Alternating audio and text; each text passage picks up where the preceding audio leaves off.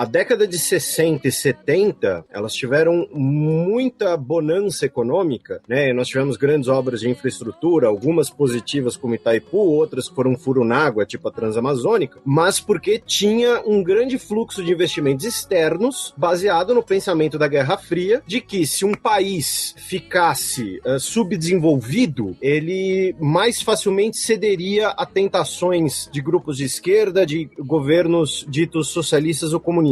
Então, os países ocidentais, especialmente os Estados Unidos, investiam muito dinheiro nesses países. Com os dois choques do petróleo, aí foi, por exemplo, o que o Eduardo falou. Em 79, a União Soviética invade o Afeganistão. Aí a gente tem o que é chamado de Segunda Guerra Fria, quando os Estados Unidos voltam a investir muito em armamento, né? Tem o Guerra nas Estrelas do Reagan, os novos mísseis intercontinentais. Esse fluxo de dinheiro para, porque a grana agora tem que ir para os Estados Unidos e a Guerra Fria também já está acabando. Depois do Brezhnev e da chamada gerontocracia na União Soviética, você tem o Gorbachev, que é um cara que começa um período de negociação em 85. Então esse fluxo de grana externo para países latino-americanos. Agora, eles têm uma grande dívida externa, grandes juros, grande inflação. Então, o fim da Guerra Fria está ligado ao início da crise econômica, e a crise que a gente tem muito característica nos anos 80 até o Plano Real, ela é a conta, digamos assim, do desenvolvimento dos anos 70. E esses investimentos, não eram nem investimentos, né? O termo errado. Esses empréstimos que os Estados Unidos faziam para Argentina, Brasil, eram por motivos ideológicos. Não tinham nenhuma razão de mercado, nenhuma razão econômica. Então, se o Brasil quisesse fazer algo que desse retorno, ótimo. Se quisesse torrar na porra da Transamazônica, beleza. E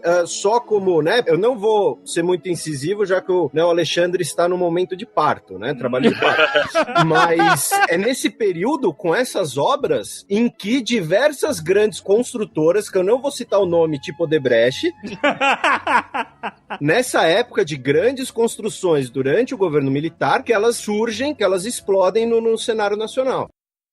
O Brasil, ele estava claramente ali num cenário internacional macro. O Brasil, por exemplo, só começa a aproximação com a China depois que o Nixon começa a aproximação com a China. Sim. Ninguém ia ser louco de fazer isso de forma unilateral. A parte da política externa, independente dos governos Geisel, Figueiredo e Médici, Figueiredo nem tanto, mas a política externa da ditadura, ela foi marcada por um grande pragmatismo. Então, por exemplo, o Brasil foi o primeiro país do mundo a reconhecer a independência de Angola, em 74, com Geisel, sendo que a independência de Angola se tornou um país socialista. Sim. Mas por razões lusófonas e de proximidade econômica, porque o Brasil já tinha grande presença econômica em Angola, como tem até hoje, com Embrapa, esse tipo de coisa.